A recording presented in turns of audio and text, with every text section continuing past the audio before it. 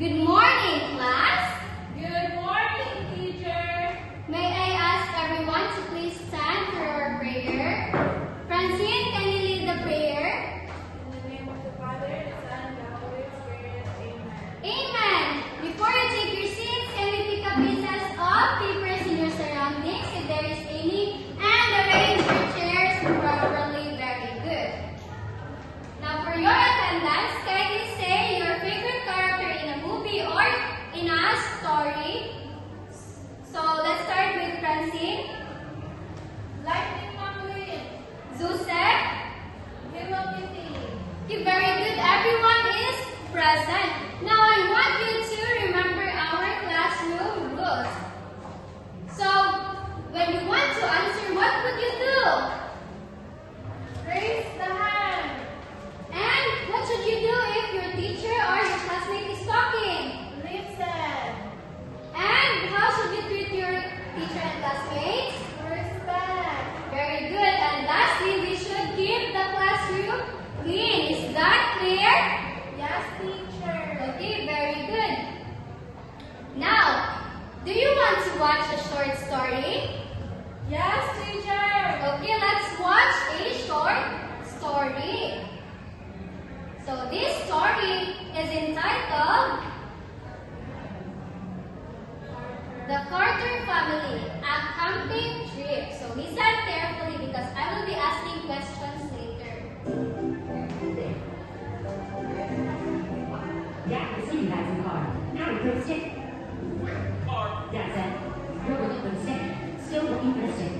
Grover into the car. Dad drove, and Grover barked loudly. Mom and Harry set up the tent. Okay, did you enjoy the story? Yes, teacher. Okay, very good.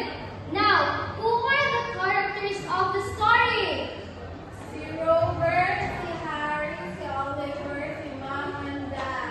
Okay, very good. Those are the characters of the story. And where did the story happen? In the forest. Okay, in the forest, and in the first scene, they are in their house or outside their house. Okay, very good. Now, do you know that those questions that you answered are connected to our lesson today? Yeah, no. Okay, so our lesson for today is about the elements of the story. So by the end of the lesson, you are expected or you should be able to kindly read. Identify the elements of the story in a given text. Create an ending for a given unfinished story. Okay, very good. So these are the things that you need to do by the end of the lesson. Is that clear? Yes, ma'am. Okay, very good. Now, are you ready to listen to another story? Yes, teacher. Okay, so I will read a story. Juliana, can you please help me to hold this? Okay, thank you. So this story is The Boy Who Cried Wolf. So once upon a time, the father told his youngest son to watch the flock of sheep because the father said, the wolf will try to chase them if he catches you asleep. The boy sat down beside a tree and did as he was told. By noon, the job of watching sheep was getting rather old. They didn't like his jokes and wouldn't let him ride their back. They only cared for eating grass and daffodils for snacks. So na-board si boy kay naman, dili man ganahan makitula ang sheep sa iyahan. And then he had a great idea, a trick that he could play. So brilliant and so simple, it would save his boring day. So unsa ka iyang idea? Wolf! The wolf! He cried aloud. He's hiding in a tree. You've got to come and help before he makes a meal of me, he said. The villagers came running when they heard the scary news.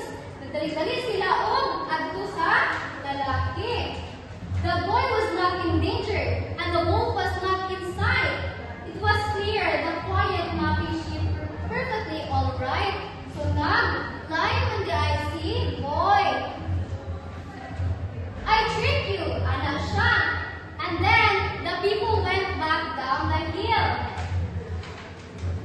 about an hour later, he was sick of lazy sheep.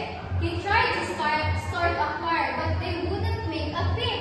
So na-bored jud kayo siya kay dili man niya madulaan ang mga sheep. He had no choice but once again to play a clever trick. He thought of something new to yell, convinced that he was slick. "Wolf! The wolf!" he cried aloud. "He's got an air balloon. He'll grab the sheep and all their wool unless you save them soon." Anak si Boy. So, ang mahitabo ang people, nahadlok ni Adtuan na sad siyang. Nabalaka ang mga people. And again, the boy was not laughing when they came upon the hill. Kay nga naman. Yes, kay naglay na sad ang boy. So, ana ang mga tao, we won't come back. Ana ang mga tao. And then, mga pila na sad ka oras, nibalik na sad ang boy. He tricked the people again. He said, the wolf, he's come by submarine. Ana na sad siya. And by that, a single woman came, and no one else was there. She vowed to never come back again. And the boy only said, "I don't care." So wala na siya inabot o dili na siya atuan sa mga tao. And then, moni na kaon-kaon na siya. But, pagkataon-taon, from down below, he saw the wolf. And the wolf is approaching the sheep or the place where he was at. And then the wolf captured 7 sheep before he even said a word. "Wolf! The wolf!" So, nanawag na sad siya. "He's here to take the flock." Anak siya. But all he got were yells that said, "Pipe down! It's 6 o'clock, so unsay na itabo." Yes, wala na nito ang mga tao sa iyaha. Kaya nga naman. May namapak na siya. Oo, sige man siya pamangka. So by night, the wolf was full. So digurot niya tanan, sheep. And then yung papa nakabalik na, nakaabot na. And then hadlok kay siya, nagilak man siya. Kay nakasala man siya. Ano nakasala man siya? Kay Namapak siya. yes, sige man siya pamakak. So wala na nito sa iyaha. And then he confessed, "And I'm to blame. I lied about the wolf, so no one helped me when he came. I'll tell you," anayang papa, "what I learned back in my youth, no one trusts a liar, even when he tells the truth." So unsa daw ang gingon sa iyang papa? Unsay story ang or unsa ang moral dito na sa iyang papa sa iyaha? Very good. Walay totoo sa imuha kung magsige kag pamakak. And pag moabot ang time na magtug-an na ka sa tinuod, wala na dyan totoo sa imuha. So the boy stopped playing tricks and helped his dad when he was able. The wolf went off to find more food inside another free ball. So naka-learn na ang boy based sa niingon sa iyang papa and based po sa iyahang binuhatan. Kaya naka-learn naman siya nga. Kanang pag ang danger na dayon moabot, wala na yung muhag sa iyaha. And then, that ends the story. Did you understand the story? Yes, teacher. Did you enjoy it? Yes, teacher. Okay. Now, our lesson for today is Elements of the story. okay, thank you. So, there are elements of the story. So, we have characters, Setting, problem, and solution. Now, do you know what characters mean in a story? no, teacher. No? Kasi di ay ng characters. Mga tauhan sa story. Kabalo man lagi. Very good. Characters are the people or animals in the story. And next, we have the setting. What's the ang setting? The time and place. Very good. The time and place kung asa na hitabo ang Story. yes. And we have the problem. It is the challenge or difficulty faced by the characters. What's the ang challenge? Ano mo sa ang challenge? No, teacher. Okay, ang challenge kay ang mga pagsula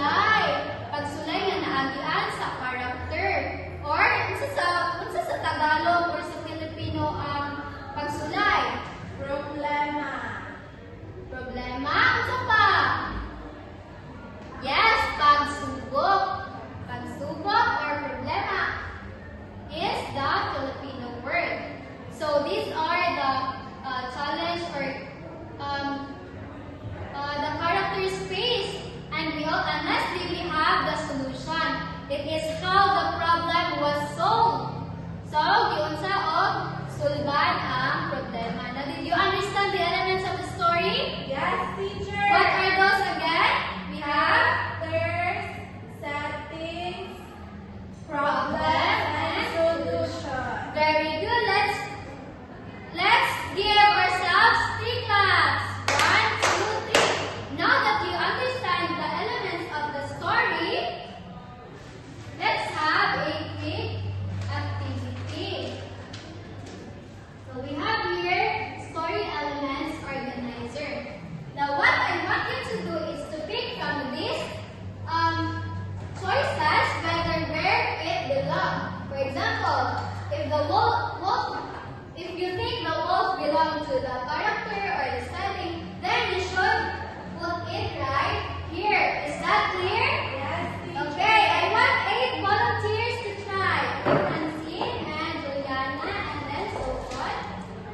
From here in front.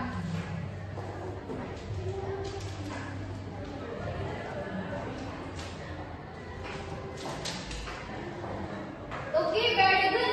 Let's check your answers. So the title is The Boy Who Cried Wolf and the characters are. Okay, very good. This is right. The setting is also correct. The problem is also correct. And the solution. Okay, very good.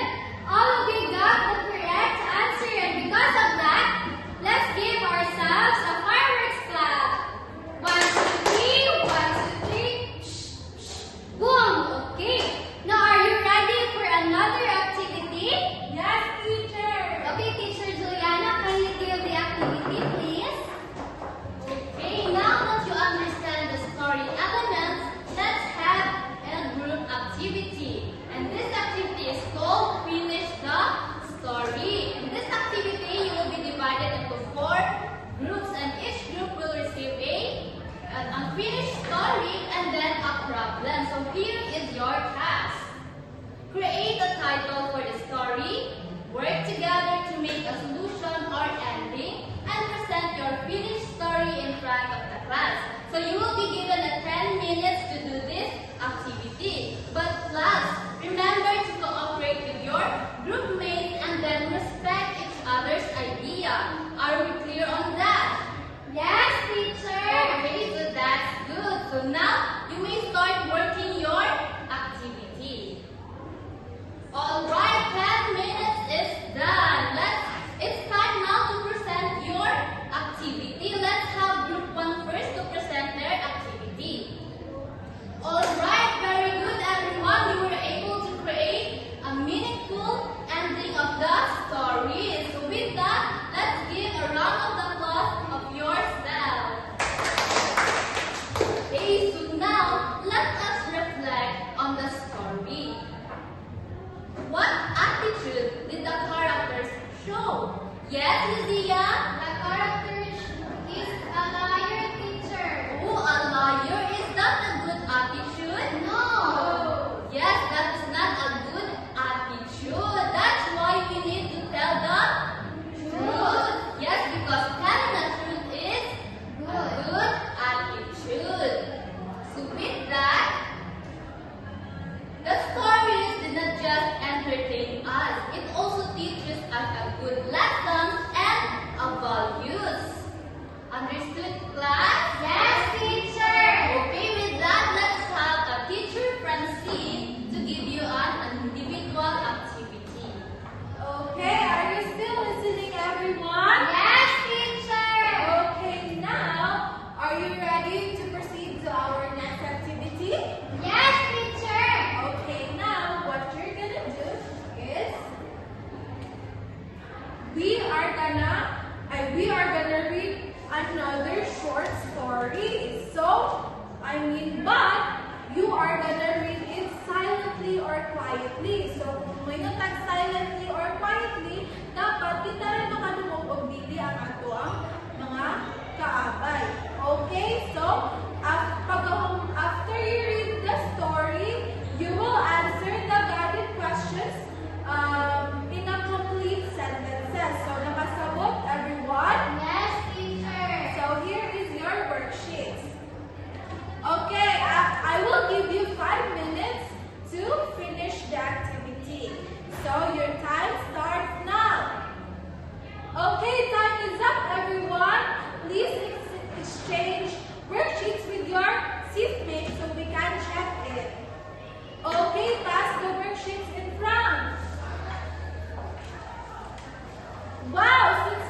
you got the perfect score. Let's give ourselves a Doraemon laugh. So here's how to do it. 1, 2, 3. Doraemon says, 1, 2, 3. Excellent work. Now do it with me. 1, 2, 3, go. 1, 2, 3. Doraemon says, 1, 2, 3. Excellent work. Okay, are you still with me? Yes, teacher. So, for your